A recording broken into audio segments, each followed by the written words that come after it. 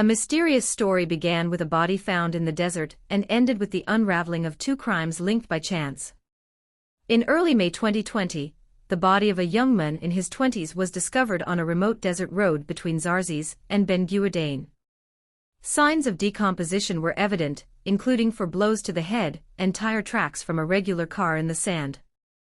After an investigation, the victim was identified as Kays, an ambitious young barber from Zarzis. His family believed he was on his way to Italy illegally with the help of his friend Ahmed and his brother, a taxi driver, and hadn't reported him missing.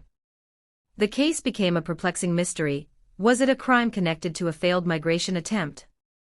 In a twist of fate, an elderly woman reported her son Zaher missing 2 months prior, expressing her suspicions about his friend Salim, the taxi driver, and her daughter-in-law. Under pressure, Zaher's wife confessed to her relationship with Salim, and their conspiracy to kill Zaher so they could marry. They buried him in a remote area after striking him on the head. To finance their escape, Salim resorted to deception.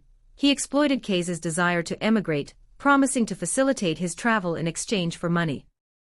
On the appointed day, he took him to a deserted location along with Zaher's wife. When Kays refused to hand over the full amount, Salim beat him to death and left his body in the desert. By chance, Kays's murder was the thread that led to the unraveling of Zaher's earlier killing.